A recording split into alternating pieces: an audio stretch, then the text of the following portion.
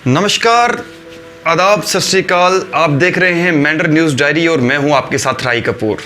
दोस्तों, जिस तरह से हमारी कोशिश है कि रोज़ाना आपके लिए जनता से जुड़ा कोई ना कोई मुद्दा लाया जाए, और हमने एक आपको रिपोर्ट दिखाई थी आज से कुछ दिन पहले बलाड़ गांव की, जहां पर एक मजबूर लेडी जो है वो मदद की गुहार लगा रही थी और आप सबके सहयोग से उसे काफ़ी जो है वो मदद मिली है। हम आपका बहुत बहुत धन्यवाद करते हैं। और साथ में मैं आपको ये बता दूं कि क्या गरीब होना गुनाह है, ये है आज का मेरा जो मुद्दा है, जिस रिपोर्ट को लेकर हम आपके सामने आज हाजिर हुए हैं। क्या गरीब होना गुनाह है? आखिर इन गरीबों का कौन रखवाला है? दोस्तों, अगर कोई गरीब इंसान हो और वो बीमार हो तो उसके इलाज के लिए आप सोच सकते हैं कि उसकी बीमारी का जो इलाज है वो कैसे होगा और वो कौन करवाएगा। अब बीमारी अगर इतनी बड़ी हो तो यकीनन आप समझ सकते हैं कि उस परिवार के लिए एक आसमान से पहाड़ टूट पड़ता है, एक बहुत बड़ी आफत आ जाती है। लेकिन जहां हमारी सरकार दावा करती है कि आज हम लोग गरीबों के लिए बहुत बड़ी बड़ी स्कीमें, बहुत बड़ी बड़ी योजनाएं चला रहे हैं, जैसे कि आप सबको पता है कि स्वास्थ्य के रिलेटेड, मतलब अपनी हेल्थ के संबंधी जो है, एक गवर्नमेंट ऑफ इंडिया की बहुत ही पॉपुलर स्कीम आयुष्मान भारत, जिससे काफ़ी हज़ारों लोगों को बेनिफिट मिला, जिसमें काफ़ी लोगों ने अपना इलाज करवाया। लेकिन सवाल ये है कि वो स्कीम क्या सही मायने में उन लोगों तक पहुंची जिन्हें इनकी ज़रूरत थी? ये एक बहुत बड़ा सवाल है। इसी के मतलब आज हम आपको एक रिपोर्ट दिखाने जा रहे हैं कि जो लोग इस स्कीम में फॉल करते थे उन लोगों को इस स्कीम का लाभ नहीं मिला। इस स्कीम का बेनिफिट किन लोगों को मिला? जिनके घर के 3 से 4 लोग सरकारी मुलाजिम हैं, या उन लोगों को जिनकी 3-3 मंजिल मकान है। लेकिन गरीब इंसान आज दर दर की ठोकरें खाने को मजबूर है। आइए देखते हैं हमारी ये खास रिपोर्ट, फिर उसके बाद आपको आगे की स्टोरी बताते हैं। कोई पंच सरपंच ना कोई सरकार की तरफ से मुझे कोई राहत नहीं है। और मैंने सिर्फ 12th की है, वो भी बहुत मुश्किल से किसी की बुक्स फ्रेंड्स की ले लेके उनसे पढ़ के मैंने अपनी 12th को पास किया है। और सरकार ने जो हमें 10-10 किलो चावल दिए 4 महीने में, बस वही 4 महीने में 10 किलो चावल खाए, कोई दाल का साधन नहीं था हमारे पास। हमें कि नहीं तो हम अपने पापा का आयुष्मान कार्ड बनवाते और इनका इलाज अच्छी तरीके से फ्री में करवा सकते थे। किसी को क्या पता है क्या खा रहे क्या नहीं, किसी को बताने से कोई तो देगा नहीं। ना ही हमारे सरपंच ने बताया, ना ही पंच ने बताया है। सब अगर हमें पता होता तो हम इनका इलाज आराम से करवा सकते थे। हमें किसी ने पूछा तक नहीं आज तक, तो कहाँ से खा रहे क्या कर रहे, उल्टा के पूछे कहाँ से खाता है, 4 आदमी बेले बेकार बैठो, कहाँ से खा रहे तुम?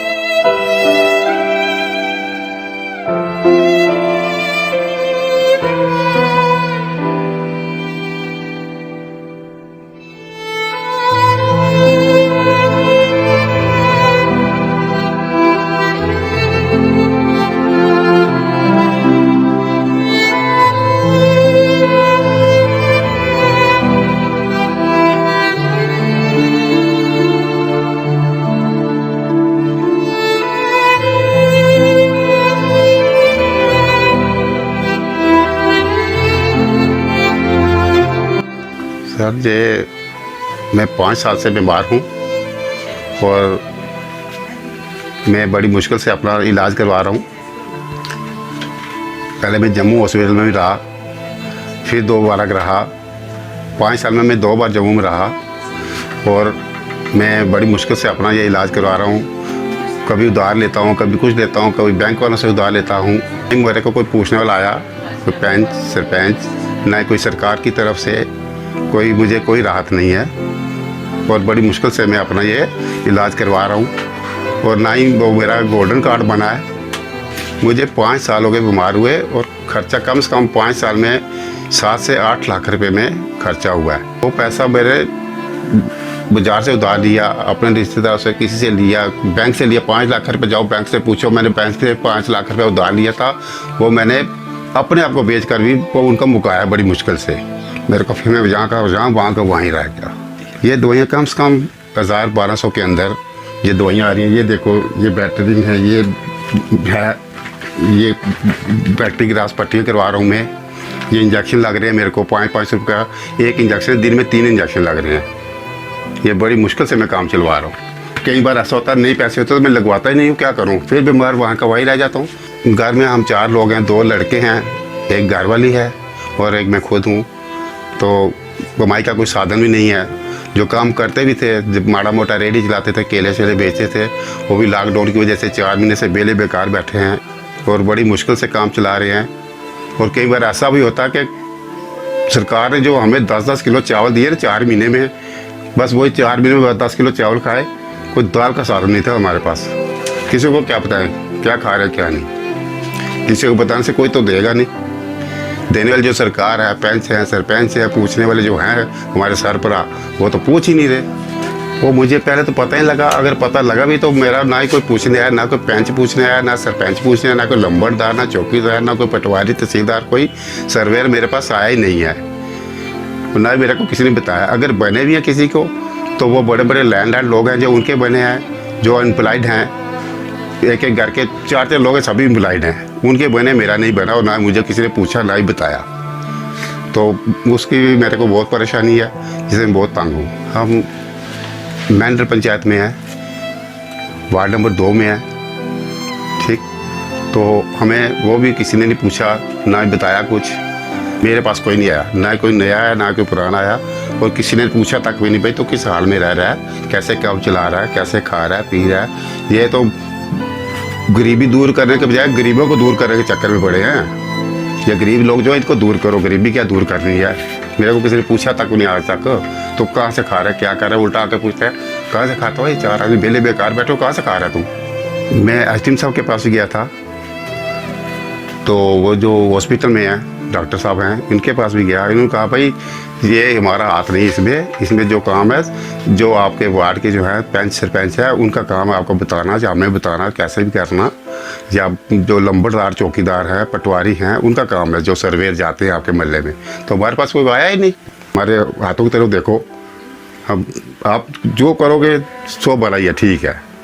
मेंबर सरपंच जो भी है, देखो मेरी हालत को देखो और मुझे देखो, तो आप खुद देख लो भाई। जनाब डीसी साहब से मेरी दरख्वास्त है, डिस्ट्रिक्ट पुंछ मैं मेंटर कराने वाला हूँ, वार्ड नंबर 2 का भारत भूषण नाम है मेरा। तो आप डीसी साहब भी देखें, अगर कोई है तो आप खुद भी मेरे को आके देख सकते हैं। ऐसा कोई नहीं, आप मेंटर में तो आते ही रहते हो। किसी तरीके से मुझे वहाँ से बुलवा लो, नहीं तो मैं रोड पे खड़ा हो जाऊँगा। मुझे बताओ कि क्या करूँ। अगर आप कोई करना चाहते हो तो बहुत अच्छी बात है।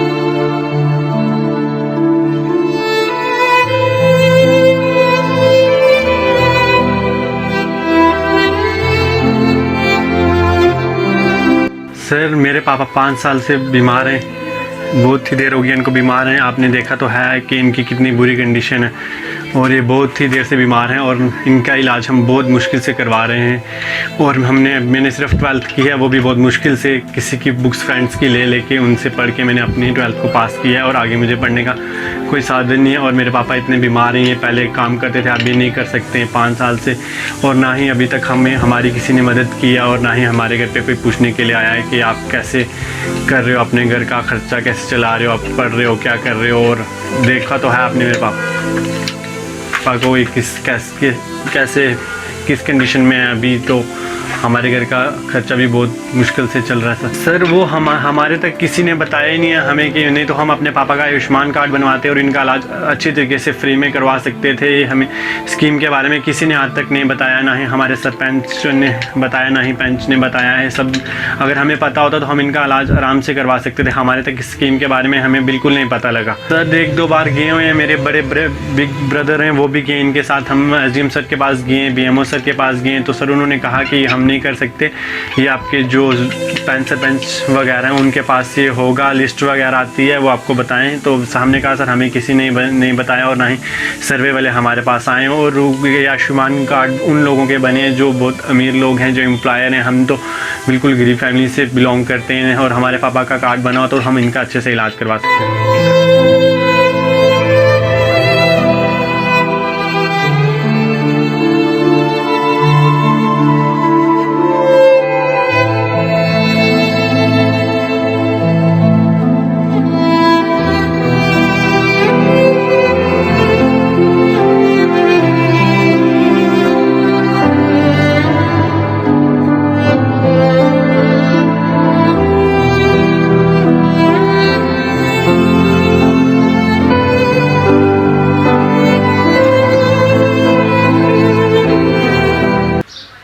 जब हमने इस पूरे विषय को लेकर block medical officer Mendhar BMO doctor Parvez Khan sahab से बात की तो सुनिए उन्होंने क्या कहा, ज़रा आइए सुनते हैं।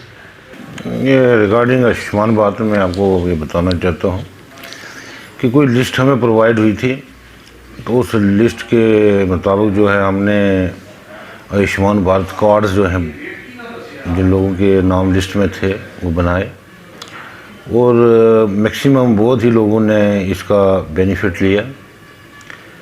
और आपके माध्यम से मैं ये बताना भी चाहता हूँ कि जनवरी के महीने में यूनियन हेल्थ मिनिस्टर साहब ने हमें जम्मू में इसमें अवार्ड भी दिया था हमारे ब्लॉक को, best performance for Ayushman Bharat. रही बात आपकी कि कुछ लोग जो डिज़र्व करते थे नहीं आए, तो ये लिस्ट पहले से ही कि 2014 में या 15 में किसी ने सर्वे किया उसके मुताबिक बनी है।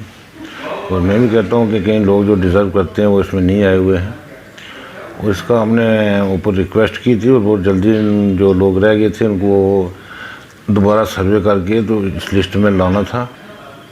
और हमारे होनेबल प्राइम मिनिस्टर साहब ने भी अभी कर दिया है कि जो भी है जैसे अब आदमी हैं इनका वो ट्रीटमेंट अंडर आयुष्मान भारत किया जाए। तो लेकिन ये कोविड-19 पैंडेमिक जो होगी उसकी वजह से थोड़ा डिले है। जो ये ख़त्म होता है तो जो भी ये लोग डिज़र्विंग हैं रहते हैं इनको फौरी आयुष्मान भारत में इंक्लूड किया जाएगा। दोस्तों आपने देखी ये हमारी ख़ास रिपोर्ट जिसमें साफ जाहिर होता है कि ज़मीनी हकीकत क्या है। काश इस परिवार के पास अगर वो आयुष्मान भारत होता, वो कार्ड गोल्डन कार्ड होता, कुछ ना कुछ हद तक जो है वो इनको राहत मिलती। लेकिन बहुत अफसोस है कि इन लोगों को इस स्कीम का लाभ नहीं मिला। जब हमने अधिकारियों से इस बात की जानकारी लेने की कोशिश की, हमने उनसे पूछा कि भाई क्या रीज़न है कि इन लोगों का कार्ड नहीं बन सका, और उन्होंने साफ तौर पे बताया कि 2011 में जो सर्वे हुआ था उस सर्वे में इनका नाम नहीं है। लेकिन मैं आपको बता दूं कि हम अपने चैनल के माध्यम से ये ज़रूर कहना चाहते हैं कि जिस बंदे ने वो सर्वे किया है, जिस विभाग ने वो सर्वे किया है, जिसका वो अधिकारी या जिसका एम्प्लॉई जो इन मोहल्लों में आया है, जिसने इस सर्वे को करके उच्च अधिकारियों तक सौंपा है या अपने उस डिपार्टमेंट को सौंपा है, उसके खिलाफ कार्रवाई होना निश्चित है और उसके खिलाफ कार्रवाई होनी चाहिए। आज ये भारत भूषण की बात नहीं है, मेंढर के अंदर जो है काफ़ी सारे ऐसे परिवार, गरीब परिवार हैं जिन लोगों का आयुष्मान भारत कार्ड नहीं बना है और आज वो दर दर के धक्के खाने को मजबूर हैं। ये ग्राउंड रियलिटी जो है हमने आपको ये बताई है और हम उम्मीद करते हैं आप कमेंट बॉक्स में ज़रूर अपनी राय रखिएगा इसको लेके, और यदि कोई इनकी हेल्प करना चाहे तो आप इनकी हेल्प भी कर सकते हैं। ये हाल हमने आपको मेंढर टाउन का बताया है जहाँ पे हर एक फैसिलिटी जहाँ पर सोच सकते हैं कि मिल सकती है, लेकिन मेंढर टाउन के अंदर अगर ये हालत है तो आप यकीन मान सकते हैं कि इसके बाहर जो हमारे जो बॉर्डर एरिया है या हमारे जो ग्रामीण क्षेत्र हैं, हमारे जो दूर दराज के इलाके हैं, वहाँ पर लोगों की क्या हालत हो रही होगी, आप इससे अंदाज़ा लगा सकते हैं।